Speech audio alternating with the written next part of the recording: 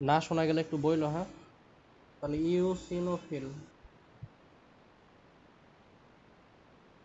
Eosinophil দেখো, এটা আমরা বলছিলাম যে আমাদের এটা হলো লাল কালার হবে, তাই না?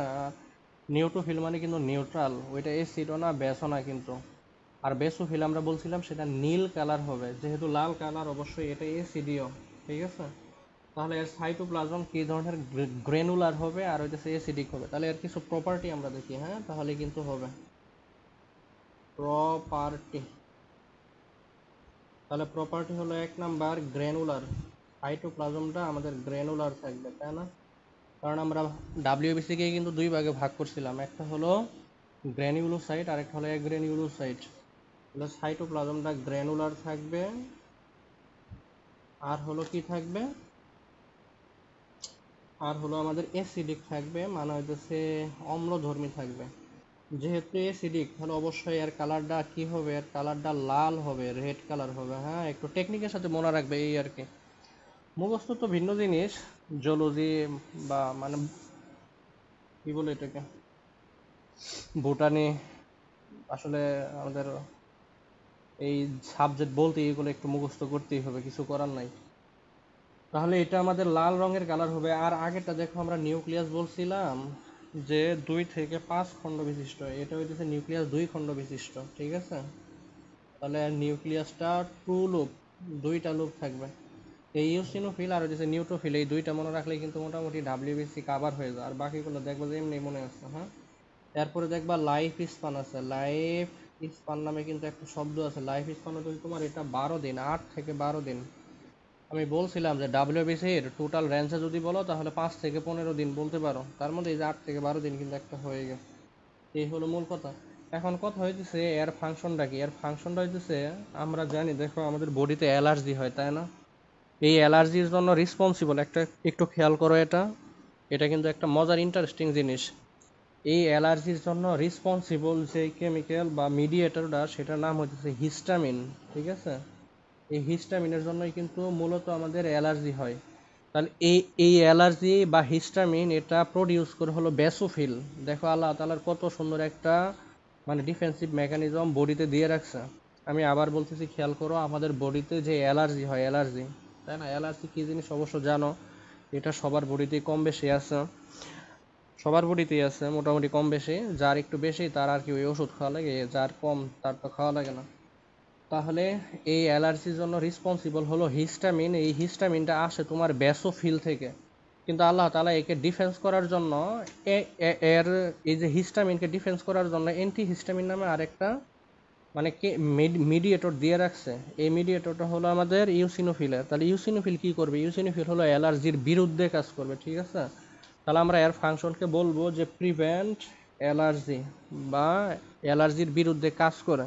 আশা করি বিষয়টা বুঝাইতে পারছি। হ্যাঁ, তাহলে দেখো বেসোফিল অ্যালার্জি তৈরিতে হেল্প করতেছে, আর ইউসিনোফিল কিন্তু অ্যালার্জি তোমার ধ্বংস করতে মানে প্রিভেন্ট করতে আসলে এটা হেল্প করতেছে। এই হলো মূল কথা।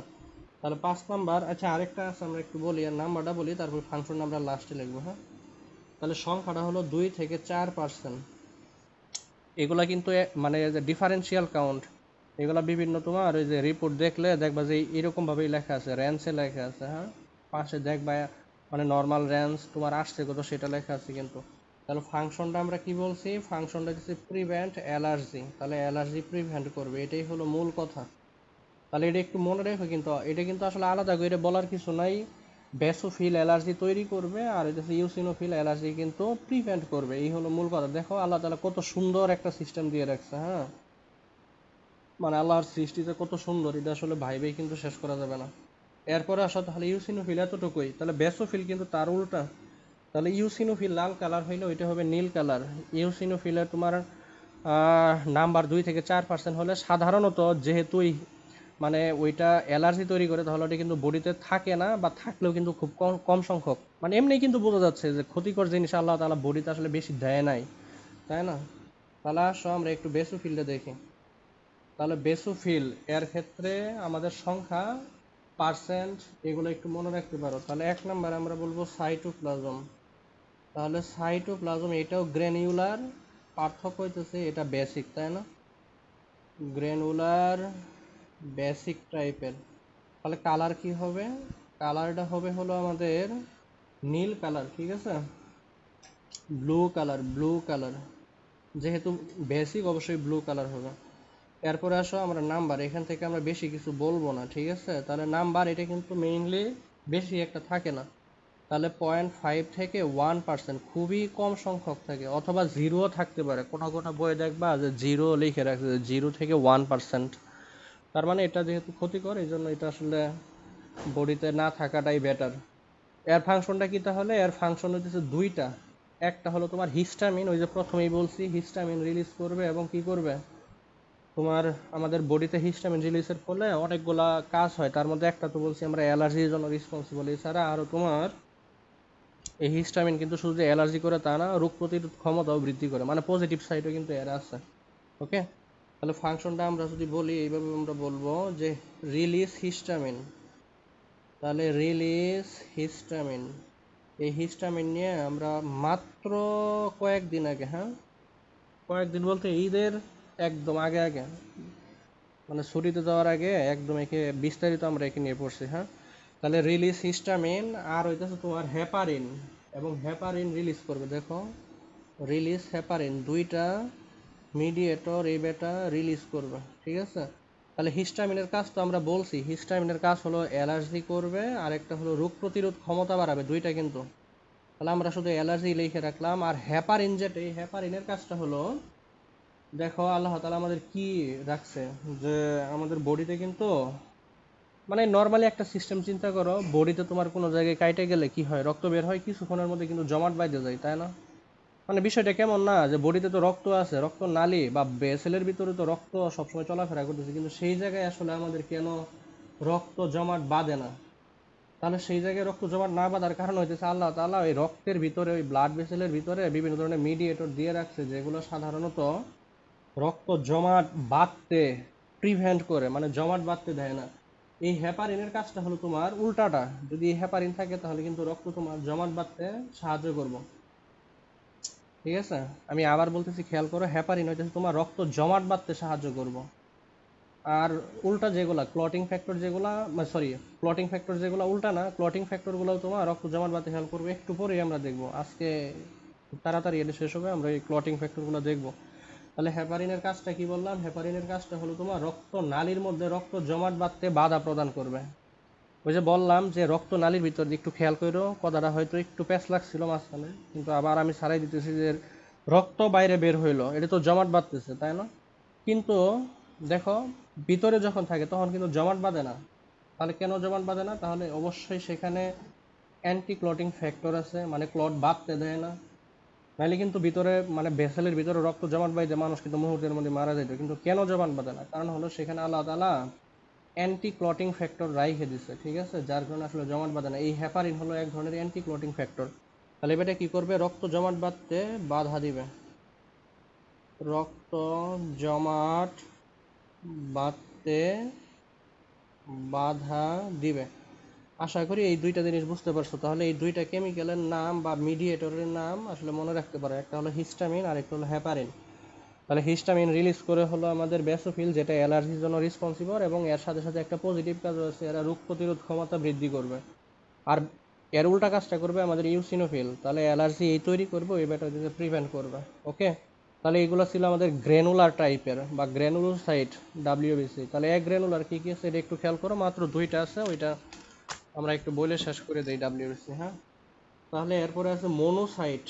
দেখো মনোসাইট, এই মনোসাইটটা হইতেছে আমাদের কিন্তু এক গ্র্যানুলার, ঠিক আছে, মানে এর ভিতরে কোনো ধরনের গ্র্যানিউল ট্যানিউল নেই। আমি গত ক্লাসে ছবি দেখাইছিলাম বই থেকে একদম, যে দেখবা নিউট্রোফিলের ভিতরে সাইটোপ্লাজমের অসংখ্য লবণের কণার মতো গ্র্যানিউলার থাকে, তাই না?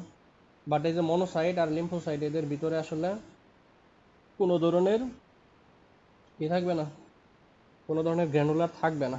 এই হলো আমাদের মূল বিষয়। তাহলে আসে আর কিছু আমরা প্রপার্টি দেখি। খেয়াল করো, আমরা কি বলছিলাম? আমরা বলছিলাম যে নিউট্রোফিলের ভিতরে আমাদের নিউক্লিয়াসের লোব থাকবে 2 থেকে 5টা, ইউসিনোফিল থাকবে 2টা। কিন্তু এই মনোসাইটের ভিতরে কোনো ধরনের লোব টোপ থাকবে না, সিঙ্গেল লোব, মানে নিউক্লিয়াসে একটা লুপ বিশিষ্ট, এবং এই নিউক্লিয়াসটি খুবই ছোট থাকবে, এবং এটা কি ধরনের থাকবে? হয়তো ওভাল শেপ থাকবে, নয়তো স্ফেরিক্যাল থাকবে, নয়তো সার্কুলার থাকবে। সার্কুলার তো বলা যাবে না, কারণ 3D বলতে হবে আমাদের, তাই না? তাহলে 1 নাম্বার হলো আমরা এখানে বলবো নিউক্লিয়াস। এখানে সাইটোপ্লাজম নিয়ে কিছু বলার নাই, কারণ হলো এই সাইটোপ্লাজমে এখানে আমাদের কোনো গ্র্যানিউল টেনিউল নাই, কোনো স্ট্রেন বা কালারও আসবে না, তাই না? তাহলে এগুলো হলো, নিউক্লিয়াসটা হলো আমাদের স্মল, তারপর হচ্ছে তোমার স্ফেরিক্যাল বা গোলাকার বলতে পারো, গোলাকার মানে তো স্ফেরিক্যাল, তাই না? অথবা ডিম্বাকার বা ওভাল শেপ। এই হলো আমাদের মূল কথা। এখন এটা হলো আমাদের ছোট অবস্থায় থাকবে, তাই না? মানে একদম ইনিশিয়াল অবস্থায়, যে কোনো একটা মনোসাইট তৈরি হয়েছে সেটার ইনিশিয়াল অবস্থা। কিন্তু বড় হলে কিরকম দেখা যাবে, এই আকারটা একটু এমসিকিউর জন্য মনে রাখতেই হবে, এবং সেটা মাস্ট, যে এটা বড় হওয়ার সময় বা এজিং হওয়ার সাথে সাথে, বয়স বৃদ্ধির সাথে সাথে এটা তোমার বৃক্কের মতো, বৃক্ক মানে কি, কিডনি শেপ, অথবা ওই যে ঘোড়ার খুর আছে না, যেটাকে আমরা জিন বলে থাকি, ঘোড়ার পাদানি, সেরকম কিন্তু হবে, হ্যাঁ? তাহলে এটা বয়স বৃদ্ধির সাথে সাথে, আমি পাশে লিখে রাখলাম, এটা বয়স বৃদ্ধিতে এটা কিরকম হবে দেখো, এমনি তো লেখছি স্ফেরিক্যাল বা ওভাল শেপ, তাহলে তখন হবে কিডনি শেপ, অথবা ওই যে ঘোড়ার খুর। ঘোড়ার খুর মানে ঘোড়ার পা আছে না, ওই পা দেখতে যেরকম আর কি, সেটা। এটাকে আমরা কি বলে থাকি, জিন বলে থাকি, ঘোড়ার পাদানি বলে থাকি। এই হলো মূল কথা, ঠিক আছে? এখন একটা জিনিস খেয়াল করো, যেহেতু এখানে গ্র্যানিউল নাই, তাহলে গ্র্যানিউলের পরিবর্তে এখানে কি থাকবে, সাইটোপ্লাজমটা অবশ্যই বেশি থাকা উচিত। মানে লজিকে তো এটাই আসে, তাই না? ওইখানে মানে একই জিনিস খেয়াল করো, একই পাত্রের ভিতরে তুমি 10 মিলিলিটার, একটা পাত্রের ভিতরে তুমি তো 10 মিলিলিটারই সাইটোপ্লাজম রাখতে পারবা, কিন্তু ওই 10 মিলিলিটার সাইটোপ্লাজমের ভিতরে তুমি যদি 2 মিলিলিটার বা 2 মিলিগ্রাম কোনো গ্র্যানিউল রাখো, তাহলে সাইটোপ্লাজমের পরিমাণ, লিকুইডের পরিমাণ কিন্তু আলটিমেটলি কমে যাবে, তাই না? কিন্তু এখানে তো আমাদের আসলে কোনো গ্র্যানিউলই নাই, তাহলে এখানে অবশ্যই সাইটোপ্লাজম 10 মিলিলিটারই থাকবে, যেটা ওই যে গ্র্যানিউলোসাইট আমাদের ছিল না, সেখানে কিন্তু তুলনামূলক কম ছিল। তাহলে এখানে কিন্তু সাইটোপ্লাজম কম। এখন আসলে এত কিছু আমরা এখান থেকে জানবো না, এখান থেকে আমরা একটু নাম্বারটা দেখি, এই নাম্বারগুলো খুবই ইম্পর্ট্যান্ট। এটা থাকবে তোমার 2 থেকে 8%, হ্যাঁ?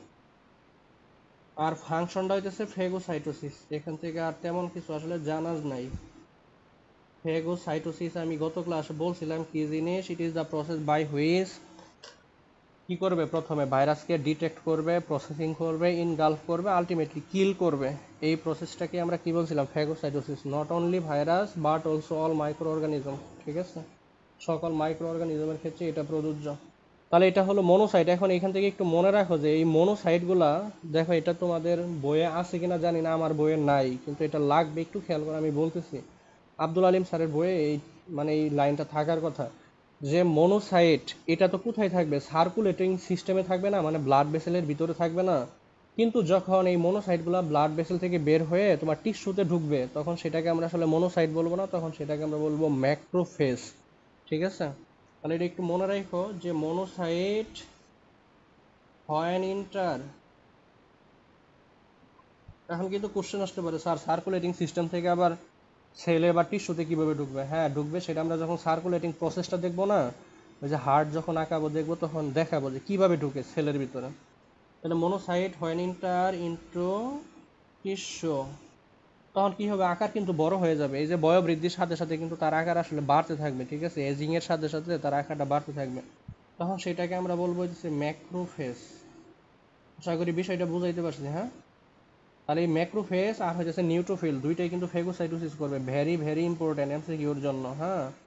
আর হিস্টামিন রিলিজ করে কে, বেসোফিল, আর অ্যালার্জি প্রিভেন্ট করে কি, ইউসিনোফিল। ফাংশনগুলা একেবারে কোটি কোটি, মানে ইনফিনিটিভ স্টার, তুমি আসলে ইম্পর্টেন্স বলতে পারো একে। ওকে, তাহলে এই ছিল আমাদের মনোসাইট। লাস্ট ডাব্লিউবিসি যেটা, সেটা হলো আমাদের লিম্ফোসাইট। দেখো লিম্ফ শব্দ আছে না একটা, লসিকা, এই লসিকা, এই লসিকাও কিন্তু আমাদের এই সার্কুলেটিং এর একটা পার্ট। যদি বলে সার্কুলেটিং কয়টা জিনিস নিয়ে গঠিত, আমরা দেখবো যে সার্কুলেটিং দুইটা জিনিস নিয়ে গঠিত, একটা হলো ব্লাড আর একটা হলো তোমার লিম্ফ, ঠিক আছে? লিম্ফ আসবে লিম্ফ নোড থেকে, এবং সেগুলো লিম্ফ ভেসেল দিয়ে চলাচল করবে, আর ব্লাড তো ব্লাডই, ব্লাড ভেসেল দিয়ে চলাচল করবে, তাই না? এখন এই লিম্ফোসাইট কি, এই লিম্ফোসাইট হলো এক ধরনের কিন্তু ডাব্লিউবিসি, ঠিক আছে? নট লিম্ফ, লিম্ফোসাইট কিন্তু। তাহলে এই লিম্ফোসাইটগুলো কি ধরনের, আমরা বলছিলাম কি, এগুলো হচ্ছে গ্র্যানুলোসাইট। তাহলে এর সাইটোপ্লাজম তুলনামূলক কি থাকবে, বেশি থাকবে। তারপরে হচ্ছে এর আয়ুষ্কাল, ওই যে উপরের আয়ুষ্কাল সাধারণত 2 থেকে 5 দিন, এটা মনে রাখতে পারো যে 2 থেকে 5 দিন। সময়গুলো কিন্তু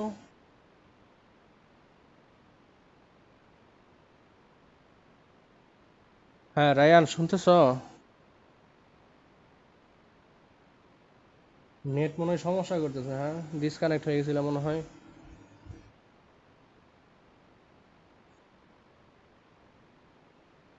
হ্যাঁ এরকম এখানেও বৃষ্টি এই দুপুরের পর থেকে শুরু হয়েছে। তাহলে দেখো, তাহলে আমরা কি বলতে পারি এখানে, মানে লিম্ফোসাইট, তাহলে লিম্ফোসাইট হইতেছে এখানেও একই অবস্থা, এখানে নিউক্লিয়াসটা কোনো খণ্ড বা লুপ থাকবে না, এটাও গোলাকার।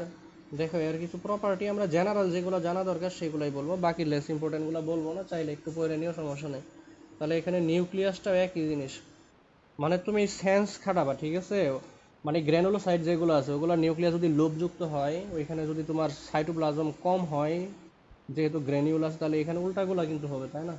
তাহলে নিউক্লিয়াসটা এখানে কি হবে, গোলাকার হবে, স্ফেরিক্যাল হবে, স্ফেরিক্যাল হবে। সাথে হইতেছে তোমার এটা মানে নিউক্লিয়াসটা ওই যে ওইটার তুলনায়, ওই যে মনোসাইটের তুলনায় নিউক্লিয়াসটা বড়, লার্জ হবে, লার্জ কার তুলনায়, এই যে মনোসাইটের তুলনায় কিন্তু, হ্যাঁ। আর হইতেছে নন সেগমেন্টেড, কোনো সেগমেন্ট থাকবে না। এটা কেন বললাম, কারণ হচ্ছে যেহেতু লার্জ, তাহলে অবশ্যই কিন্তু নিউট্রোফিল। ইস,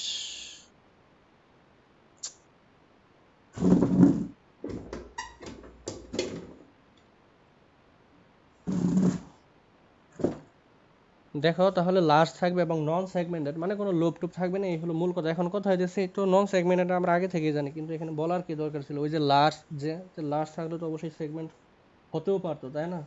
তাহলে এই হলো মূল কথা। তাহলে এটা হইতেছে আমাদের নন সেগমেন্টেড, এবং এখানে তুলনামূলক তোমার সাইটোপ্লাজম বেশি থাকবে, এখানে একটু লিখে রাখতে পারো যে তুলনামূলক সাইটোপ্লাজম বেশি থাকবে। কার তুলনায়? ওই যে মনোসাইটের তুলনায় তুলনামূলক সাইটোপ্লাজম বেশি থাকে। এই হলো মূল কথা, এখান থেকে আর তেমন কিছু জানার নাই। এখন এটাই একটু মনে রাখো, এই যে লিম্ফোসাইট আমাদের দুই ধরনের, একটা হলো টি লিম্ফোসাইট আর একটা হলো বি লিম্ফোসাইট। তাহলে এটা টাইপটা একটু জানাটা খুবই জরুরি, একটা হলো টি লিম্ফোসাইট আর একটা হলো বি লিম্ফোসাইট, বি লিম্ফোসাইট। এখন এই বি লিম্ফোসাইট যেটা, এখান থেকেই আমাদের মূলত কি তৈরি হয়, আমাদের মূলত এখান থেকেই প্লাজমা সেল তৈরি হয়, ঠিক আছে? আর হইতেছে অ্যান্টিবডি তৈরি হয় হইতেছে টি লিম্ফোসাইট থেকে, মানে এই দুইটা থেকেই মূলত বলতে পারো যে লিম্ফ, মানে একদম যদি ইন জেনারেল বলো যে লিম্ফোসাইটের ফাংশন কি, তাহলে দুইটা ফাংশন মনে রাখতে পারো, একটা হলো অ্যান্টিবডি প্রডিউস আর একটা হলো প্লাজমা সেল প্রডিউস করা, হ্যাঁ। এগুলো কিন্তু ইমিউনিটির সাথে রিলেটেড, যেমন টি লিম্ফোসাইট বা টি সেল যেটা, এটা হলো সেল মিডিয়েটেড ইমিউনিটি, আর বি যেটা, এটা হলো তোমার অ্যান্টিবডি মিডিয়েটেড ইমিউনিটি কিন্তু মানে দিয়ে থাকে। এই হলো মূল কথা। তাহলে টি এর সাথে মানে মেইনলি আমি যেই দুইটা ফাংশন বললাম, ওই দুইটা ফাংশনই কিন্তু বি লিম্ফোসাইটের, ওই যে অ্যান্টিবডি প্রোডাকশন আর হচ্ছে প্লাজমা সেল প্রোডাকশন। প্রথমে অ্যান্টিবডি মানে প্রথমে প্লাজমা সেল তৈরি করবে, এরপর অ্যান্টিবডি তৈরি করবে। যদি ইমিউনিটি পড়ো তাহলে দেখবে এখানে বিস্তারিত কথাগুলো আছে। এখানে যেহেতু রক্তকণিকা পড়তেছি, যতটুকু দরকার শুধু ততটুকুই বলি। তার ফাংশনটা কি? ফাংশনটা হলো প্রথমে প্লাজমা সেল তৈরি করবে, সেখান থেকে অ্যান্টিবডি তৈরি করবে, হ্যাঁ। মূলত এটা বি লিম্ফোসাইটের কাজ, আর টি এর কাজ হইতেছে ইমিউনিটিতে পার্টিসিপেট করা। টি এর অনেকগুলা ভাগ আছে, যেমন CD4+, CD8+, অনেকগুলো আছে, ওগুলো তোমাদের আসলে নাই এই লেভেলে, এই জন্য বলতে পারতেছি না। তাহলে কি বললাম দেখো, তাহলে আমরা বললাম হইতেছে আমাদের বি লিম্ফোসাইট বা লিম্ফোসাইটের ফাংশন হইতেছে produce plasma sell, produce plasma sell and antibody, ঠিক আছে? এবং অ্যান্টিবডি তৈরি করবে এরা, ওকে। অ্যান্টিজেন জানি কারা তৈরি করছিল, অ্যান্টিজেন তৈরি করছিল কারা? আরবিসি কিন্তু, হ্যাঁ। তাহলে এগুলো কিন্তু একটু মনে রাখা লাগবে, যে ব্লাড গ্রুপিং এর জন্য রেসপন্সিবল যে অ্যান্টিজেন, সেগুলো কিন্তু তোমার আরবিসি তৈরি করছিল। আর এই যে ডাব্লিউবিসির লিম্ফোসাইট তৈরি করলো অ্যান্টিবডি। দেখো আমি একটু কোরিলেট করার চেষ্টা করতেছি। তাহলে অ্যান্টিজেন তৈরি করছিল হলো আরবিসি, অ্যান্টিজেন আরবিসি তৈরি করছিল, আর অ্যান্টিবডি আমরা পাইলাম হলো ডাব্লিউবিসি লিম্ফোসাইট। ক্লিয়ার? আশা করি আর এখানে ঝামেলা নাই। এখন আসো এটা শেষ, তাহলে ডাব্লিউবিসি কিন্তু শেষ। এখন আসো একটু প্লাটিলেট পড়বো। প্লাটিলেট আসলে তেমন কিছু আলোচনা তোমাদের বইয়ে নাই, যতটুকু আছে আমি একটু বলতেছি, একটু খেয়াল করো। এই প্লাটিলেটটা এই যে আমি প্রথম থেকে বলতেছিলাম না, যে আমাদের বডিতে যদি কোথাও কেটে যায় তাহলে কিন্তু ব্লাড বের হবে, তাই না? তাহলে ব্লাড বের হইলে তো সব সময় তার ব্লাড বের হবে না, কোনো একটা সময় তো বন্ধ হয়ে যাবে, মানে ক্লট হওয়ার পর কিন্তু বন্ধ হয়ে যাবে। এই যে ব্লাড ক্লট হইলো, এর জন্য মূলত রেসপন্সিবল হলো এই যে প্লাটিলেটগুলো, ঠিক আছে? এই প্লাটিলেট থেকেই ক্লটিং ফ্যাক্টরগুলো আসবে। ইনিশিয়ালি এতটুকু কথা মনে রাখো, প্লাটিলেট কী কাজে হেল্প করবে? ব্লাড ক্লটিংয়ে হেল্প করবে। এই হলো মূল জিনিস। আরেকটা জিনিস কিন্তু আমরা প্লাটিলেট থেকে জানতে পারি, এই যে গতকালকেও আইটেম দিয়ে আসলাম, এটা একদম গতকালকে পিওর আইটেম। ডেঙ্গু টেস্ট করছো মনে হয় তুমি, হ্যাঁ? ওই যে তোমার আইজিএম আইজিজি দেখো, তোমার রিপোর্ট যদি থাকে আমি তোমাকে দেখাইতেছি। এটা তোমার যে ডেঙ্গু পরীক্ষার জন্য আমরা কি দেখি? মূলত প্লাটিলেট দেখি, তাই না? যদি 1 লক্ষের নিচে নেমে যায় তাহলে আমরা সেটাকে আসলে ডেঙ্গু পজিটিভ বলি। মূলত বলা হয় তোমার 60,000-এর মানে 70,000-এর নিচে নামলে, কিন্তু 1 লক্ষের নিচে নামলেই বলা হয় মানে একটু সতর্ক হওয়ার জন্য। আর হচ্ছে NS1 নামে একটা পরীক্ষা আছে, এই দুইটা কিন্তু কনফার্মেটরি না। দুইটা হইতেছে মানে বাংলাদেশের প্রেক্ষাপটে আমরা করে থাকি, কিন্তু আরও একটা দামি পরীক্ষা আছে যেটা তোমাকে করাইছে। খেয়াল করে দেখো যে আমার হোয়াটসঅ্যাপে যেটা দিয়ে রাখছো ওইটাই কিন্তু তোমার ডেঙ্গু পরীক্ষা, আইজিএম আইজিজি, দেখো তোমারটা কিন্তু নেগেটিভ আসছিল। যদি পজিটিভ আসতো তাহলে কিন্তু হইতেছে ডেঙ্গু। এই যে আইজিএম আইজিজি, তারপরে যে প্লাটিলেট বললাম, প্লাটিলেট কাউন্ট বললাম, এগুলো কিন্তু এই যে সবনুচক্রিকা মানে প্লাটিলেট দেখেই কিন্তু বলা হয়, তাই না? তাহলে মূলত হইতেছে ডেঙ্গুতে আমাদের এই প্লাটিলেট কাউন্টটা কমে যাবে, ডাব্লিউবিসি কাউন্টটাও কমে যায়, শুধু বাড়ে হইতেছে তোমার আরবিসি বা হেমাটোক্রিট কাউন্টটা। তোমার যেটা করছিল এটা কিন্তু একদম কনফার্মেটরি টেস্ট, বাংলাদেশে খুবই কমই করা হয়। আর সবগুলো ডায়াগনস্টিক সেন্টারে এটা নাই, এই যে পপুলার বিদেই পাইছিলাম, ঠিক আছে? আর করাও হয় না অনেক, সম্ভবত অন্যগুলোর তুলনায় এটা একটু দামি টেস্ট। তাহলে আসো আমরা একটু প্লাটিলেটটা দেখি। তাহলে প্লাটিলেটের তো মুখে মুখে অনেক কিছু বলে ফেলছি, হ্যাঁ? প্লাটিলেট, তাহলে প্লাটিলেটের সাথে ডিজিজ কি এটা বলে ফেলছি, ডেঙ্গু। আর আরবিসির সাথে ডিজিজ কি বলছি? Anaemia polycythaemia. আর ডাব্লিউবিসির সাথে ডিজিজ কি বলছি? একটা যদি মনে রাখো সেটা হলো লিউকেমিয়া, মানে ব্লাড ক্যান্সার। অথবা আরো মনে রাখতে পারো লিউকোসাইটোসিস, তারপর লিউকোপেনিয়া, কমে গেলে বেড়ে গেলে কি হয় সেটা, ঠিক আছে? তাহলে ডিজিজগুলো একটু মনে রাখো, লাগে কিন্তু। তাহলে প্লাটিলেট এটা আমাদের কোত্থেকে আসবে? আমরা বলছিলাম মেগাক্যারিওসাইট থেকে কিন্তু আসবে, ওই যে প্রোডাকশন যখন আমরা দেখাইছিলাম বোন মেরু থেকে। তাহলে এটা কীরকম একটু খেয়াল করো, এর কিছু প্রপার্টি আমরা বলি। দেখো আমরা কি বলছিলাম, আরবিসির ক্ষেত্রে আমরা বলছিলাম যে নিউক্লিয়াস নাই, ডাব্লিউবিসির ক্ষেত্রে কিন্তু নিউক্লিয়াস আছে। অনুরূপভাবে এই প্লাটিলেট বা থ্রম্বোসাইটের ক্ষেত্রেও, এর আরেক নাম কিন্তু থ্রম্বোসাইট, আমরা বলছি না প্রত্যেকটারই কিন্তু আরেকটা নাম করে বলছি, RBC erythrocyte, WBC leucocyte, platelet thrombocyte. তাহলে এটার নিউক্লিয়াস তোমার মানে এটার কোনো ধরনের নিউক্লিয়াস নাই, শুধুমাত্র ডাব্লিউবিসি কিন্তু নিউক্লিয়াস আছে। তাহলে 1 নাম্বার হলো তোমার নিউক্লিয়াস, নিউক্লিয়াসটা হইতেছে অ্যাবসেন্ট, ঠিক আছে? আচ্ছা, এখানে আমরা বেশি কথা না বলি, মুখে মুখে অনেক কিছু বলে ফেলছি। তারপরে এর নর্মাল কাউন্ট তুমি বলতে পারো, এর নর্মাল কাউন্ট পার নাম্বার দিয়ে আমরা একটু দেখি। এখানে আসলে তেমন আলোচনা, আমরা ওই যে ক্লটিং ফ্যাক্টর যখন 13টা পড়বো না, এখনই পড়বো, এখনই পড়বো। তাহলে নাম্বার হইতেছে মূলত নর্মাল 1,50,000 থেকে 4 লক্ষ পর্যন্ত থাকে, হ্যাঁ? 40,000 4 লক্ষ পার কিউবিক মিলিমিটার। তাহলে এতগুলা কিন্তু থাকবে প্রতিদিন, দেখবা। দেখো আমরা কি বলছিলাম যে আরবিসির ক্ষেত্রে একটু কোরিলেট করতেছি, কারণ হইতেছে কোরিলেট না করলে কিন্তু আসলে মনে থাকবে না। আমাদের কিন্তু আরবিসি 120 দিন পর পর নষ্ট হয়ে যায়। আর এটার আয়ুষ্কাল হইতেছে মাত্র 5 থেকে 9 দিন লাইফ স্পান। তাহলে সবচেয়ে বেশি বাঁচে কিন্তু আমাদের আরবিসি, তাই না? তাহলে এটা হলো 5 থেকে 9 দিন। ডাব্লিউবিসি বলছি হইতেছে আমরা 4 থেকে বা 5 থেকে 15 দিন বা 12 দিন, যেটাই বলো কাছাকাছি, এরকম আর কিছুই না। আচ্ছা, এটা হলো এই মূল কথা। এখন এর প্রত্যেক দিন প্রায় দেখবা 200 বিলিয়ন প্রডিউস হইতেছে, 200 বিলিয়ন প্রত্যেক দিন প্রডিউস হইতেছে, 200 বিলিয়ন অথবা 20,000 কোটি কিন্তু। তাহলে ডেইলি প্রোডাকশন এটা কত হয় এটা একটু মনে রাখতে পারো, লেস ইম্পর্ট্যান্ট। ডেইলি প্রোডাকশন, তাহলে ডেইলি প্রোডাকশন হবে 20 বিলিয়ন বা 200 বিলিয়ন বা 20,000 কোটি, ঠিক আছে? 20,000 কোটি, এই হলো মূল কথা। তাহলে প্লাটিলেট এখান থেকে আর তেমন কিছু জানা নাই, এখন শুধু একটু ফাংশনটা আমরা দেখবো। তাহলে এর ফাংশনটা আমি কিন্তু মুখে মুখে বলে ফেলছি। একটা হলো তোমার কি তৈরি করবে? ক্লটিং ফ্যাক্টর তৈরি করবে। ক্লটিং ফ্যাক্টর তৈরি হওয়ার পর প্লাটিলেট প্লাক তৈরি করবে। প্লাক মানে কি? ওই যে সিপির মতো, যে কোনো একটা জায়গা দিয়ে ব্লাড বের হচ্ছে, তাহলে তাকে বের করার জন্য সেখানে কি করবে? প্লাক তৈরি করবে। এগুলা কাজই মূলত সে করে থাকবে। আসো তাহলে আমরা কয়েকটা মেজর ফাংশন দেখবো। এর কয়েকটা মেজর ফাংশন ওই যে ডাব্লিউবিসির মতো কিন্তু, হ্যাঁ? যে ডাব্লিউবিসির অনেকগুলো ফাংশন ছিল, আমরা মাত্র 4টা ফাংশন লিখছিলাম, এখানে আমরা এইরকম কয়েকটা দেখবো। 1 নাম্বার হলো তোমার প্লাটিলেট প্লাক তৈরি করবে। তাহলে ফরমেশন প্লাগ কি জিনিস আশা করি বুঝতে পারছো। মানে ওই সিপির মতো, মানে ব্লাড ক্লট হয়ে, মানে কি বলতেছি, মানে ব্লাড তোমার বাইরে বের হইতেছে, সেটাকে বন্ধ করার জন্য একটা প্লাগ তৈরি করবে, এটাই হলো প্লাটিলেট প্লাগ। তাহলে ফরমেশন প্লাটিলেট প্লাগ, ঠিক আছে, এটা হলো 1 নাম্বার কথা।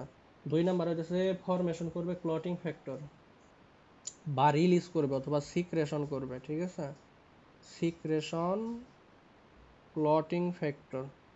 তাহলে এরা কিন্তু ক্লটিং ফ্যাক্টর সিক্রেশন করবে। 3 নাম্বার আমরা বলতে পারি, দেখো আমাদের বডিতে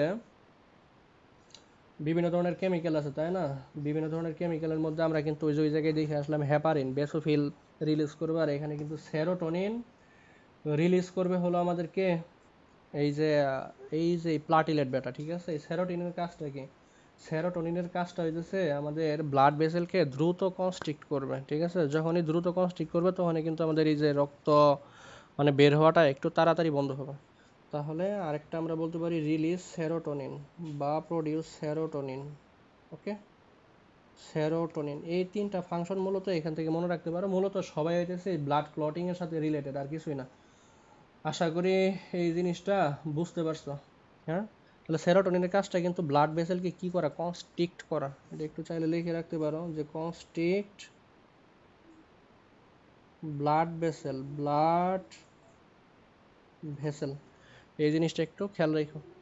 তাহলে কিন্তু আমাদের প্লাটিলেটও শেষ। তাহলে এখান থেকে আর তেমন কিছু জানার আমি আশা করি নাই। এখন আসে একটা জিনিস খেয়াল করো, যেই জিনিসটা জানতে হবে, তাহলে আমাদের এই যে ব্লাডের কাহিনী শেষ, আমরা ব্লাডের ক্লটিংয়ে চলে যাব। সেই জিনিসটা হলো আমাদের, ওই যে আমরা কিন্তু বলছিলাম যে আমাদের মেইনলি ব্লাড তৈরি হয় কোথা থেকে, মেইনলি ব্লাড তৈরি হয় কিন্তু বোন মেরু থেকে, তাই না? এছাড়া আর অন্যান্য জায়গা আছে, সেই জায়গাগুলো একটু খেয়াল করে আমি একটু মুখে মুখে বলি, তাহলে ভালো মনে থাকবে। চাইলে লিখতেও পারো অথবা আমি লিখেও দিতে পারি, কোনো সমস্যা নাই।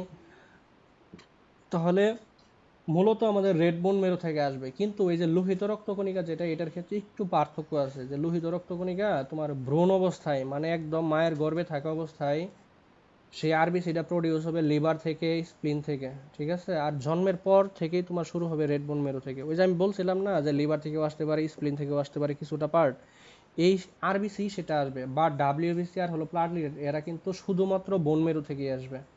এটা একটু মনে রাখবে কিন্তু, হ্যাঁ। তাহলে আমি আবার বলতেছি, খেয়াল করো, সকল রক্তকণিকা তোমার রেড বোন মেরু থেকে আসবে, কিন্তু এছাড়াও কিছু আছে যারা লিভার এবং স্প্লিন থেকে আসবে। কখন সেটা?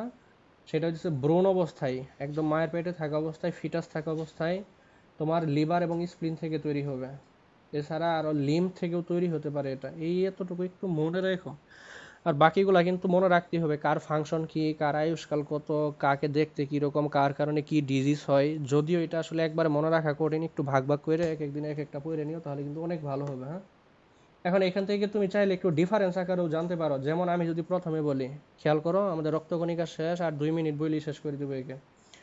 যেমন আমি যদি বলি নাম্বার কত আরবিসির, তাহলে 45 থেকে 50 লাখ। শ্বেত রক্তকণিকা বা ডাব্লিউবিসি কত, 5 থেকে 8 হাজার। আর অনুচক্রিকা কত, 1.5 থেকে 4 লাখ, তাই না?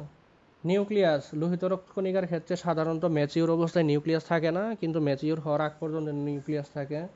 অনুচক্রিকার মধ্যে নিউক্লিয়াস থাকে না, ডাব্লিউবিসির মধ্যে নিউক্লিয়াস থাকে, এটাও একটা পার্থক্য।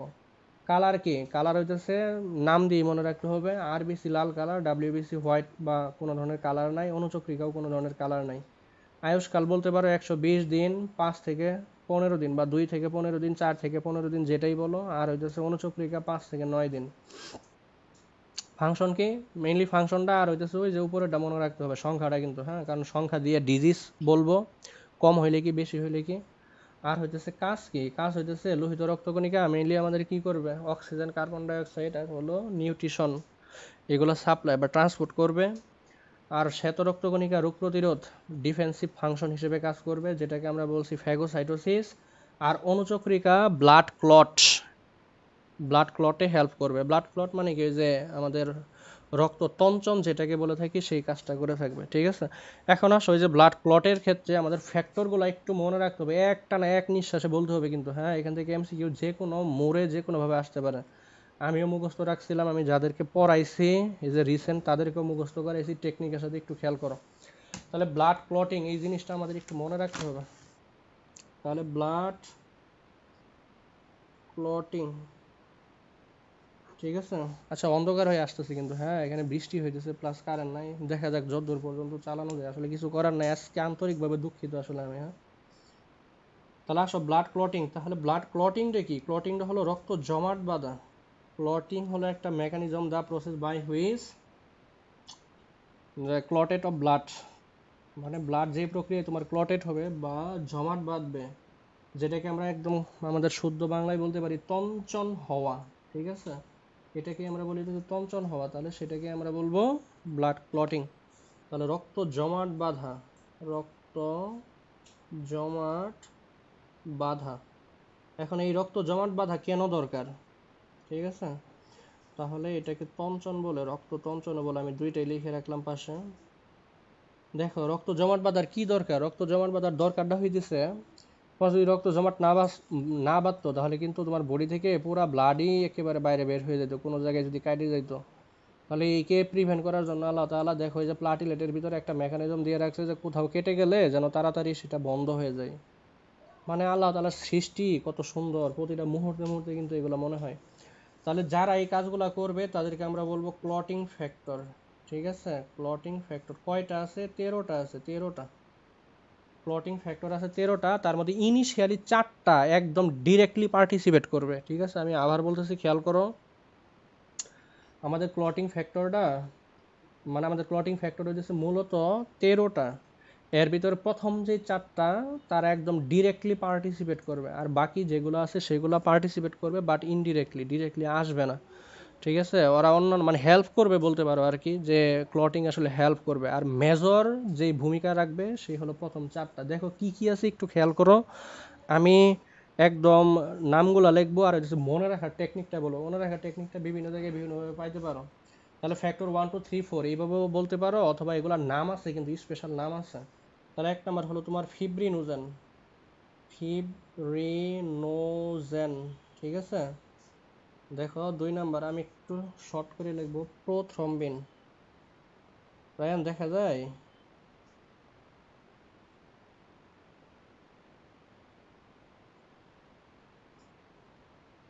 হ্যালো,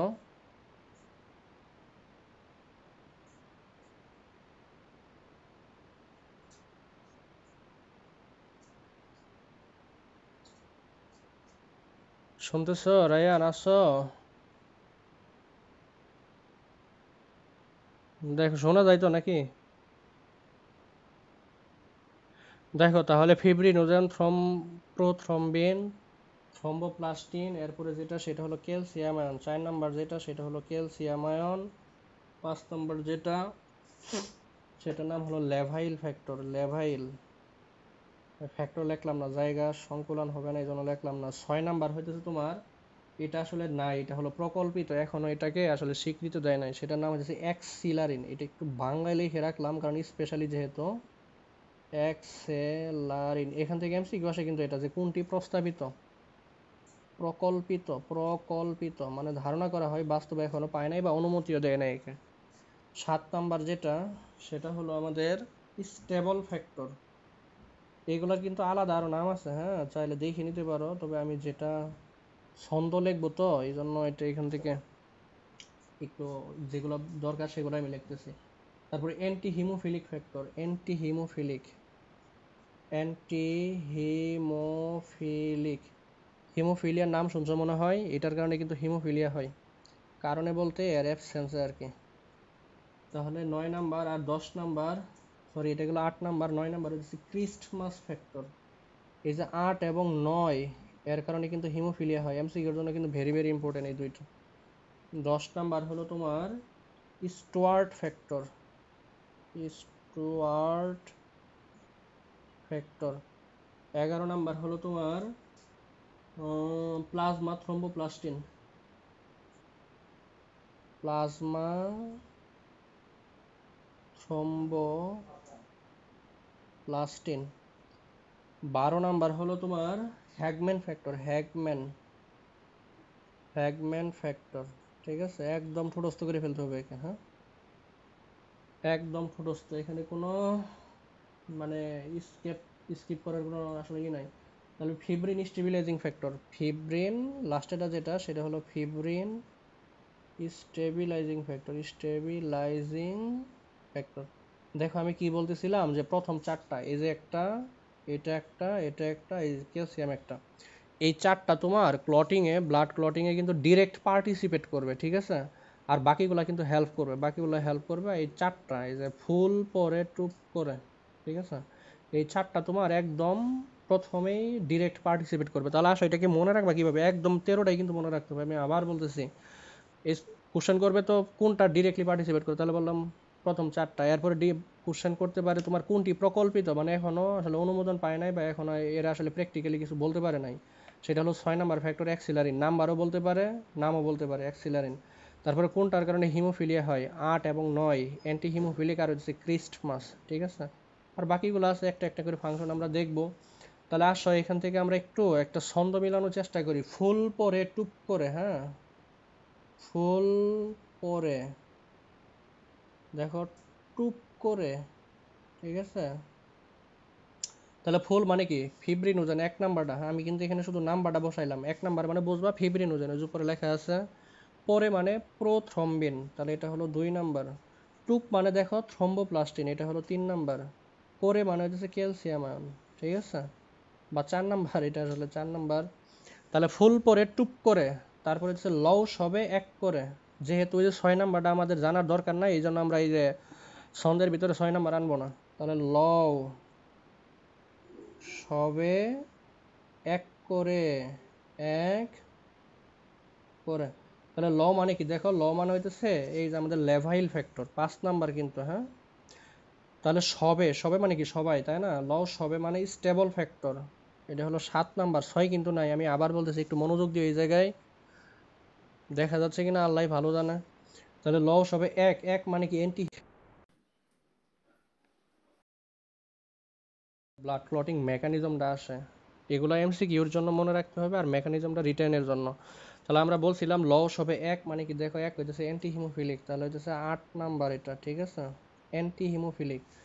করে মানে হচ্ছে ক্রিস্টমাস ফ্যাক্টর, মানে হচ্ছে 9 নাম্বার। 6 নাম্বার কিন্তু নাই, আমরা কিন্তু সন্দেহ আনি নাই, কারণ ওটা হইতেছে প্রস্তাবিত বা প্রকল্পিত। তাহলে ফুল পরে টুপ করে, লও সবে এক করে, শার্ট পরে হলো ফুল বাবু, হ্যাঁ, শার্ট পরে হলো ফুল বাবু। কত সুন্দর কিন্তু একটা ছন্দ, হ্যাঁ। তাহলে ফুল পরে টুপ করে, লও সবে এক করে, শার্ট পরে হলো ফুল বাবু। তাহলে শার্ট মানে হচ্ছে এটা 9 নাম্বার, তাহলে 10 নাম্বার আসবে স্টুয়ার্ট ফ্যাক্টর, এটা 10, শার্ট স্টুয়ার্ট। স্টুয়ার্ট ফ্যাক্টর মানে হচ্ছে এই যে শার্ট, ঠিক আছে? পরে মানে কি, দেখো পরে মানে প্লাজমা থ্রম্বোপ্লাস্টিন, তাহলে এটা হলো 11 নাম্বার। হলো মানে কি হ্যাগম্যান ফ্যাক্টর, এটা হলো 12 নাম্বার। ফুল বাবু মানে কি ফিব্রিনোজেন স্টেবিলাইজিং ফ্যাক্টর, ফুল মানে ফিব্রিনোজেন, এই ফিব্রিনোজেন আর প্রথম ফিব্রিনোজেন কিন্তু এক না। দেখো প্রথমটা শুধু ফিব্রিনোজেন, আর হচ্ছে এটা ফিব্রিনোজেন স্টেবিলাইজিং ফ্যাক্টর, তাহলে এটা একটু আলাদাভাবে মনে রাখবা। এটা হলো আমাদের 13 নাম্বার ফ্যাক্টর। আশা করি মনে থাকবে, এখানে কিন্তু আসলে মনে রাখার এর চেয়ে সহজ টেকনিক কোথাও আছে বলে আমার জানা নাই, থাকলে থাকতেও পারে, অনেক নতুন নতুন বই টই আসতেছে তো। কিন্তু আমাদের সময় আমি এইভাবে মনে রাখতাম যে ফুল পরে টুপ করে, লও সবে এক করে, শার্ট পরে হলো ফুল বাবু। এখনো মনে আছে কেন, কারণ আমাদের মেডিকেল লাগে, এই ক্লটিং ফ্যাক্টরগুলো সব সময় লাগে, ঠিক আছে? তাহলে এই হলো মূল কথা। এখন আসলে আমি একটু মেকানিজমটা দেখাবো, হ্যাঁ, যে কিভাবে আসলে আমাদের ব্লাডটা ক্লট হয়। একটু খেয়াল করো, মেকানিজমটা কিন্তু খুবই ইম্পর্ট্যান্ট, এগুলো কিন্তু এমসিকিউর জন্য মনে রাখতে হবে। এর সাথে রিলেটেড কিছু কথা আছে, আমি এমসিকিউর জন্য দেখাবো, কোনো সমস্যা নাই। কিন্তু যে মেকানিজম কিভাবে ক্লটটা হয়, যে ব্লাড বের হইলো এমনি এমনি কি আসলে জমাট বাইতে গেল না, একটু মেকানিজম আসে, মেকানিজম আমরা একটু দেখবো, হ্যাঁ। এই মেকানিজমটা কিন্তু রিটেনে আসে, তাহলে একটু খেয়াল করো মেকানিজম। তাহলে মেকানিজমটা হলো, আমরা একটু আগে কি বলছিলাম, দেখো ওই যে একটু আগে আমরা কিন্তু একটা হেপারিন, হিস্টামিন নামে কিন্তু একটা মিডিয়েটর বা কেমিক্যাল সাবস্টেন্স কিন্তু পড়লাম, তাই না, যেটা বেসোফিল থেকে আসে। এখন ধরো আমার এই যে হাতে এই জায়গায় কেটে গেল, দেখো একটু প্র্যাকটিক্যালি বোঝার চেষ্টা করো, যখন এই জায়গায় কেটে গেল তাহলে এই ব্লাডের ভিতরে তো অবশ্যই হেপারিন আছে। হেপারিনের কাজটা কি জানি বলছিলাম আমরা, হেপারিনের কাজটা আমরা বলছিলাম যে ব্লাডকে ইন্টারনালি ক্লট হতে দিবে না। মানে এই যে বডির ভিতরে যে ব্লাড চলতেছে, এই হাতের ভিতরে যে ব্লাড চলতেছে, এখানে ভিতরে ক্লট হতে দিবে না। কিন্তু ধরো এই জায়গায় যখন কেটে যাবে তখন কি হবে, তখন এই যে প্রথমে এই হেপারিনটা ইনঅ্যাক্টিভ হয়ে যাবে, ঠিক আছে? ইনঅ্যাক্টিভ হবে এবং কি হবে, আলটিমেটলি আমাদের অনুচক্রিকাটা বাইরে বের হয়ে চলে আসবে, ব্লাড ভেসেল বিদীর্ণ করে বাইরে বের হয়ে চলে আসবে। বিষয়টি হচ্ছে এরকম, এটা যদি একটা ব্লাড ভেসেল হয় তাহলে এই যে এর ভিতর দিয়ে এই জায়গায় কেটে গেলে এর ভিতর এর এগুলো বাইরে বের হয়ে কিন্তু চলে আসবে, যে এখানে রক্তকণিকাগুলো বাইরে বের হয়ে কিন্তু চলে আসবে, তাই না? যখনই চলে আসবে তখন কিন্তু হেপারিন ইনঅ্যাক্টিভ হয়ে যাবে। হেপারিন ইনঅ্যাক্টিভ হলে কি হবে তোমার, মানে যেই ব্লাড বের হয়েছে সেটাই কিন্তু সেগুলোর জন্য ইনঅ্যাক্টিভ হবে, বাকি সারা বডির জন্য না কিন্তু আবার, হ্যাঁ। তাহলে ইনঅ্যাক্টিভ হবে এবং এই যে অনুচক্রিকা আছে এই অনুচক্রিকা থেকে তোমার থ্রম্বোপ্লাস্টিন, প্রথমে খেয়াল করো ওই যে চারটা আমরা বলছি না ফুল পরে টুপ করে, এই চারটা কিন্তু মনে রাখতেই হবে। ফিব্রিনোজেন পরে মানে কি, দেখো ফুল পরে যেখানে কিন্তু লিখছি পরে মানে কি, দেখো এই যে প্রোথ্রম্বিন, থ্রম্বোপ্লাস্টিন আর যে করে মানে ক্যালসিয়াম, এই চারটা এই ক্লটিং মেকানিজমের জন্য মনে রাখতেই হবে। তাহলে প্রথমে তোমার থ্রম্বোপ্লাস্টিনটা চলে আসবে। প্রথমে আমি খেয়াল করে আবার বলতেছি, যখনই তোমার কোথাও কেটে যাবে, এটা যদি একটা ব্লাড ভেসেল হয়, ব্লাডগুলো বের হচ্ছে, প্লাটিলেট বের হলো, প্লাটিলেট বের হওয়ার সাথে সাথে প্রথমে হেপারিন ইনঅ্যাক্টিভ হবে। মেকানিজমে হেপারিনটা না আনলেও পারবা, না আনলেও সমস্যা নেই। বাট যখনই তোমার প্লাটিলেট বের হবে, প্লাটিলেট বের হওয়ার সাথে সাথে এখান থেকে তোমার থ্রম্বোপ্লাস্টিন আসবে, ঠিক আছে? তাহলে এক নাম্বার প্রথমে আসলো থ্রম্বোপ্লাস্টিন। থ্রম্বোপ্লাস্টিন আসার সাথে সাথে কি হবে তোমার, থ্রম্বোপ্লাস্টিন এই রক্তরসের মধ্যে ক্যালসিয়াম আয়ন আছে না, এই যে 4 নাম্বার ফ্যাক্টর, এই ক্যালসিয়াম আয়ন এবং 7, 8, 9, 10 এর সহায়তায়, খেয়াল করে আমি আবার বলতেছি সহায়তায় কিন্তু বলতেছে, এই জন্যই কিন্তু বলছি প্রথম চারটা মেইন, বাকিগুলা কিন্তু সহায়ক। তাহলে এই থ্রম্বোপ্লাস্টিন প্রথমে কি আসলো, মেকানিজম লেখার আগে আমি বলি, 1 নাম্বারে আসলো থ্রম্বোপ্লাস্টিন। মেকানিজমটা আমি পরে 1, 2, 3 দিয়ে লিখতেছি, হ্যাঁ। আচ্ছা, এই নাম্বার লিখলাম, থ্রম্বোপ্লাস্টিন আসলো। এই থ্রম্বোপ্লাস্টিন কি করবে তোমার, ব্লাডের ভিতরে ক্যালসিয়াম আছে 4 নাম্বার ফ্যাক্টর, ক্যালসিয়াম আয়ন এবং বাকি যে সহায়ক ফ্যাক্টর আছে কত কত, 7, 8, 9, 10 এর সহায়তায় প্রোথ্রম্বিন আছে না 2 নাম্বার ফ্যাক্টর, দেখো এই যে 2 নাম্বার ফ্যাক্টর প্রোথ্রম্বিন আছে না, খেয়াল করো আমি আবার বলতেছি, এখানে কিন্তু প্রথম চারটার ভিতরেই মূল ঝামেলা, বাকিগুলো কিন্তু কোনো ঝামেলা নাই। প্রথমে থ্রম্বোপ্লাস্টিন আসলো, এই থ্রম্বোপ্লাস্টিন ক্যালসিয়ামকে নিল, ক্যালসিয়ামের সাথে সাথে 7, 8, 9, 10 হেল্পের জন্য নিল। তাহলে থ্রম্বোপ্লাস্টিন মূলত নিবে ক্যালসিয়াম আয়নকে, থ্রম্বোপ্লাস্টিন ক্যালসিয়াম আয়নকে নিল, সাথে নিল 7, 8, 9, 10, সংখ্যাটা মনে রাখো 7, 8, 9, 10 নিল, নিয়ে এই প্রোথ্রম্বিনকে থ্রম্বিনে কনভার্ট করবে, ঠিক আছে? একটা জিনিস মনে রাখো, যার সামনে প্রো থাকবে অথবা জেন থাকবে সে কিন্তু ইনঅ্যাক্টিভ অবস্থায় থাকে, যেমন এই যে ফিব্রিনোজেন, এই কিন্তু ইনঅ্যাক্টিভ, তাই না? তাহলে এগুলা কিন্তু একটু মনে রাখতে হবে। তাহলে প্রো এবারে কিন্তু ইনঅ্যাক্টিভ। তাহলে থ্রম্বোপ্লাস্টিন প্রথমে আসলো, দেখো খেয়াল করো মেকানিজমটা কত সুন্দর। প্রথমে 3 নাম্বার ফ্যাক্টর আসলো, প্লাটিলেট বের হওয়ার সাথে সাথে থ্রম্বোপ্লাস্টিন এসে ক্যালসিয়াম আয়ন আর হইতেছে 7, 8, 9, 10 এর সহায়তায় প্রোথ্রম্বিনকে থ্রম্বিনে কনভার্ট করলো। এরপরে কি হবে একটু খেয়াল করো। তাহলে 2 নাম্বারে কি হবে, 2 নাম্বার হলো আমাদের প্রোথ্রম্বিন অ্যাক্টিভ হবে, প্রোথ্রম্বিন এবারে কিন্তু অ্যাক্টিভ হইলো, ঠিক আছে? তাহলে 3-এর পরে 4কে নিয়ে 2কে অ্যাক্টিভ করলো। আশা করি এতটুকু বুঝতে পারছো, হ্যাঁ। এখানে কিন্তু ঝামেলার কিছু আসলে নাই। তাহলে অ্যাক্টিভ করলে প্রো শব্দটা বাদ যাবে, থ্রম্বিন আসবে। এরপর আসে এই থ্রম্বিনটা কি করবে, দেখো 2, 3, 4 নাম্বার ফ্যাক্টর কিন্তু ব্যবহার হয়ে গেছে, ক্যালসিয়ামও কিন্তু মাঝখানে চলে গেছে, তাহলে এখন আছে বাকি কি 1 নাম্বার ফ্যাক্টর। এই থ্রম্বিন কি করবে, ফিব্রিনোজেন আছে না ওই যে 1 নাম্বার ফ্যাক্টর, এই ফিব্রিনোজেনকে অ্যাক্টিভ করবে এবং ফিব্রিন মনোমার, ফিব্রিন মানে কি, ফিব্রিন মানে কিন্তু সুতা, ফিব্রিন মনোমার তৈরি করবে, ঠিক আছে? এই ফিব্রিনগুলা একটা আরেকটার সাথে মিলে ফিব্রিন পলিমার তৈরি করবে, একটা জালের মতো তৈরি করে ফেলবে, ঠিক আছে? যখনই জালের মতো তৈরি করবে তখন কিন্তু আর এই যে ব্লাড পার্টিকেলগুলা, ব্লাড কিন্তু কণার মতো, তাই না? আমরা কিন্তু ব্লাড পার্টিকেল বলতেছি, মানে ব্লাড রক্ত কণা, কিন্তু এইগুলো এই কণাগুলা কিন্তু তোমার জালের মধ্যে ধরা পড়ে যাবে। তাহলে 3 নাম্বার যেটা বা সি নাম্বার যেটা, সেটা হলো তোমার ফিব্রিনোজেন অ্যাক্টিভ হবে, ফিব্রিনোজেন এবারটা অ্যাক্টিভ হবে, অ্যাক্টিভ হওয়ার পর তোমার ফিব্রিন পলিমার তৈরি করবে, ফিব্রিন পলিমার। এই ফিব্রিন পলিমারটাই তোমার মূলত জাল তৈরি করবে, জাল। আর এই জালের মধ্যে সকল ব্লাড কণিকাগুলা, রক্তকণিকাগুলা ধরা পড়বে এবং বাইরে আর বের হতে পারবে না। আশা করি মেকানিজমটা বুঝতে পারছো। এখন তুমি যদি একে 1, 2, 3 সিরিয়ালি লিখতে চাও, মানে স্টেজ আকারে লিখতে চাও, কিভাবে লিখবে একটু খেয়াল করো। তাহলে 1 নাম্বার প্রথমে কি হবে, কোথাও কাটলো, ঠিক আছে, বা কোথাও আমাদের ডিস্ট্রয় হলো, কোনো ব্লাড ভেসেল ডিস্ট্রয় হলো, তাহলে ব্লাড ভেসেল প্রথমে ডিস্ট্রয় মানে ক্ষত বিক্ষত হলো, বা কোথাও কেটে গেল, কি হবে তোমার, প্রথমে থ্রম্বোপ্লাস্টিন আসবে। এখান থেকে প্রথমে যেভাবে লিখতেছি এইভাবেই লেখো, পরীক্ষার হলে ফুল মার্ক। তোমাদের আজমল স্যারের বইয়ে এই যে এটাই লেখা আছে, আমাদের মেডিকেলেও এটাই লেখা আছে, তাহলে একটা ফলো করলে কিন্তু সবগুলো চলে আসবে। তাহলে প্লাটিলেট থেকে থ্রম্বোপ্লাস্টিন আসলো, ঠিক আছে, কাটার পরেই প্রথমে থ্রম্বোপ্লাস্টিন আসলো। এই থ্রম্বোপ্লাস্টিন কাকে অ্যাক্টিভ করবে? এই যে প্রোথ্রম্বিনকে কিন্তু, হ্যাঁ আমরা কিন্তু এটা ধারাবাহিকভাবে বলছি। তাহলে প্রোথ্রম্বিন একে অ্যাক্টিভ করবে। এই কিন্তু ইনঅ্যাক্টিভ ছিল, হ্যাঁ এই বেটা কিন্তু ইনঅ্যাক্টিভ। তাহলে একে অ্যাক্টিভ করবে, থ্রম্বিনে কনভার্ট করবে, ঠিক আছে? থ্রম্বিনে কনভার্ট করবে, কে করবে? এই যে থ্রম্বোপ্লাস্টিন। তাহলে থ্রম্বোপ্লাস্টিন কিন্তু এই কাজটা করবে। আমরা একে উপরে লিখলাম থ্রম্বোপ্লাস্টিন। এই জিনিসটা একটু মনে রাখো। 3 নাম্বার ফ্যাক্টর, মানে 3 নাম্বার যেটা একটু খেয়াল করো, এই যে থ্রম্বিন কি করবে? থ্রম্বিন এই যে ফিব্রিনোজেনকে অ্যাক্টিভ করবে। ফিব্রিনোজেন অ্যাক্টিভ করে ফিব্রিন মনোমার তৈরি করবে প্রথমে। আমি কিন্তু একবার ইন প্রোডাক্টটা এখানে লিখছি, হ্যাঁ মানে জাল তৈরি করবে যেটা, এটা ডিরেক্ট লিখে ফেলছি এখানে। তাহলে এখন তুমি যেহেতু মেকানিজম ধারাবাহিক লিখতেছো, একটু মনোমার তারপর পলিমার এগুলো দেখাবো আস্তে আস্তে।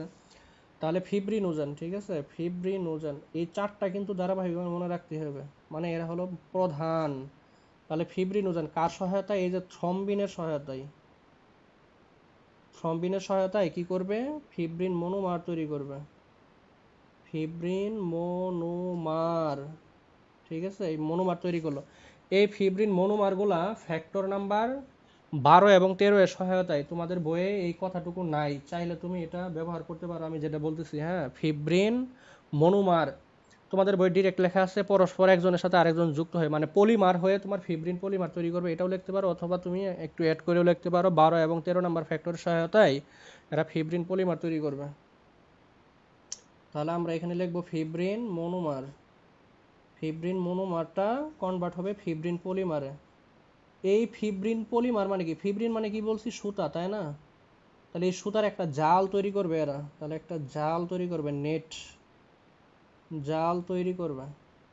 আর এই জালের ভিতরে সকল রক্তকণিকাগুলো ধরা পড়বে, যার কারণে আলটিমেটলি আমাদের কি হবে না, আমাদের কিন্তু এই আর মানে ব্লাড বের হতে পারবে না, আলটিমেটলি ব্লাড ক্লট হয়ে যাবে, জমাট বেঁধে যাবে, ঠিক আছে? এই হলো মূল কথা। রায়ান বুঝছো আমি যেভাবে বললাম? বুঝতে পারছো কি আসলে? হ্যাঁ এই মেকানিজমটা কিন্তু আসে, হ্যাঁ এটা একটু মনে রেখো কষ্ট করে। তাহলে আমি আবার বলতেছি, একটু খেয়াল করো, 1 মিনিটে রিপিট করে আমি ব্লাড ক্লটটাকে শেষ করে দিতেছি, একটু খেয়াল করো। তাহলে প্রথমে তোমার কোনো জায়গায় কেটে গেল, আমি তো এখানে জাস্ট ধাপগুলা লিখছি, কিন্তু তোমার যদি সি নাম্বার বা ডি নাম্বার তাহলে কিন্তু একটু লিখতে হবে এক্সট্রা, যে প্রথমে কোনো জায়গায় কেটে গেল, কেটে যাওয়ার পর সেখান থেকে আমাদের রক্তকণিকাগুলো বের হলো, রক্তকণিকা বের হলো মানে প্লাটিলেটও বের হলো, তাই না? তাহলে বের হওয়ার সাথে সাথে আমাদের হেপারিনটা ইনঅ্যাক্টিভ হয়ে যাবে। হেপারিনের কাজ কি ছিল? ইন্টারনালি সে ক্লট হইতে দিত না, মানে ব্লাড ভেসেলে চলাকালীন সময়ে ব্লাডকে সে ক্লট হইতে দিত না। তাহলে সেটা ইনঅ্যাক্টিভ হয়ে যাবে, বাইরে যেহেতু বের হয়েছে ইনঅ্যাক্টিভ হয়ে যাবে, বাতাসের সংস্পর্শে আসার সাথে সাথে ইনঅ্যাক্টিভ হবে। এবং সেখান থেকে আমাদের থ্রম্বোপ্লাস্টিন আসবে, কোন থেকে? প্লাটিলেট থেকে। থ্রম্বোপ্লাস্টিন এসে কি করবে? ক্যালসিয়াম আয়ন 7, 8, 9 যেগুলো আমি এখানে লিখি নাই, মুখে বলছি, এই যে এটা লেখার সময় আমি বলছিলাম কিন্তু বি নাম্বার। তাহলে থ্রম্বোপ্লাস্টিন ক্যালসিয়াম আয়ন এর সহায়তায় প্রোথ্রম্বিনকে, আরও 7, 8, 9 আছে সাথে, প্রোথ্রম্বিনকে থ্রম্বিনে অ্যাক্টিভ করবে, যেটা আমি যে 2 নম্বরে লিখছি। প্রোথ্রম্বিন থেকে থ্রম্বিন, এটা কিন্তু অ্যাক্টিভ, থ্রম্বিনটা কিন্তু অ্যাক্টিভ, প্রোথ্রম্বিনটা কিন্তু ইনঅ্যাক্টিভ। কার সহায়তায়? থ্রম্বোপ্লাস্টিনের সহায়তায়। এই থ্রম্বিনটা আবার কি করবে? ফিব্রিন এটা কিন্তু ইনঅ্যাক্টিভ, ফিব্রিনোজেনকে প্রথমে ফিব্রিন করবে, এরপরে ফিব্রিন মনোমার করবে। এক লাইনে লিখে ফেলছে তোমাদের বই যেভাবে সেভাবে লিখছে। তাহলে এটা করলো থ্রম্বিন। তাহলে দেখো প্রথমে 3, তারপরে 2, তারপরে কিন্তু 1, তাহলে 3, 2, 1 এইভাবে মনে রাখবা। মাঝখানে শুধু ক্যালসিয়ামটা একটু সহায়তা করছিল, এটাই শুধু পার্থক্য। তাহলে 3, 2, 1, 3, 2, 1, প্রথমে 3 অ্যাক্টিভ হয়েছে, 2 অ্যাক্টিভ হয়েছে, তারপরে 1 অ্যাক্টিভ হয়েছে। ফিব্রিনোজেন মনোমার, ফিব্রিনোজেন পলিমার তৈরি হওয়ার সাথে সাথে জাল তৈরি হয়েছে। এই জালের ভিতরেই কিন্তু আলটিমেটলি আমাদের মানে ব্লাড কণিকাগুলা ধরা পড়বে, ঠিক আছে? আর ধরা পড়া মানে হইতেছে আমাদের এখানে কি হবে? ক্লট তৈরি হবে। এখন কথা হইতেছে, এই যে ফিব্রিন যে ঝালক আছে না, একে ধ্বংস করার জন্য একটা তোমার উপাদান আছে, খেয়াল করো। মানে এই যে জালটা যে তৈরি হইলো বা ফিব্রিন ওজন পলিমারটা যে তৈরি হলো, একে ধ্বংস করার জন্য একটা উপাদান আছে, সেটার নাম হলো প্লাজমিন। একটু মনে রাখো কষ্ট করে, প্লাজমিন, ঠিক আছে? এটা থাকে মূলত প্লাজমিন নোজেন রূপে, ঠিক আছে? প্রথমে থাকে প্লাজমিন নোজেন রূপে, এরপর হইতেছে এটা আমাদের প্লাজমিনে কনভার্ট করতে হয়। এই প্লাজমিন কি করবে? তোমার এই ব্লাড ক্লটকে ভেঙে ফেলবে। তাহলে ডিস্ট্রয় ব্লাড ক্লট। দেখো এটা কিন্তু তাহলে আমাদের বডির জন্য ভালো। কখন ভালো? যখন তোমার ইন্টারনালি ক্লট হবে। ধরো বডির ভিতরে তোমার ব্লাড ক্লট হয়ে গেছে, মানে বডির ভিতরে ব্লাড ক্লট হয়েছে মানে কি? রক্ত চলাচল করতে পারতেছে না, তোমার তো দরকার রক্ত চলাচল করার জন্য। তাহলে এই প্লাজমিন দিয়ে তখন এই যে ক্লটটাকে, ইন্টারনালি ক্লটটাকে আসলে ভেঙে ফেলা হয়। তাহলে এটা একটু মনে রাখো, হ্যাঁ। এখন আসো ওই যে রক্ত জমাট বাঁধার একটু টাইম একটু মনে রাখতে হবে, যে ব্লাড ক্লটিং টাইম দেখবা তোমাদের বইয়ে লেখা আছে, ব্লাড ক্লটিং টাইম দেখবা তোমাদের বইয়ে লেখা আছে, কি লেখা আছে, 4 থেকে 5 মিনিট। হ্যাঁ, 4 থেকে 5 মিনিট আসলে এই মেকানিজমটা হইতে সময় লাগে। এটা আসলে বই ভেদে ভেরি করে, তবে তোমাদের বইয়ে যেটা আছে আমি শুধু সেটাই লিখে দিলাম। তাহলে ব্লাড ক্লটিংয়ের জন্য মোট সময় হইতেছে 4 থেকে 5 মিনিট। এখন ওই যে আমি যেটা বলছিলাম, হ্যাঁ একটু কিছু ইনফরমেশন মনে রাখো। 8 এর জন্য আর হচ্ছে 9 এর জন্য এটা কি হবে, হিমোফিলিয়া হবে। হিমোফিলিয়া হবে। এর একটু ইতিহাস জানতে পারো, কার হয়েছিল, ইংল্যান্ডের রানী আছে না, মহারানী ভিক্টোরিয়া, ভিক্টোরিয়া রানী, মহারানী ভিক্টোরিয়া, ঠিক আছে, ইংল্যান্ডের মহারানী ভিক্টোরিয়া, তার কিন্তু এই হিমোফিলিয়া হয়েছিল। আর এই হিমোফিলিয়া কিন্তু বংশগত রোগ, এটা একটু মনে রাখতে পারো।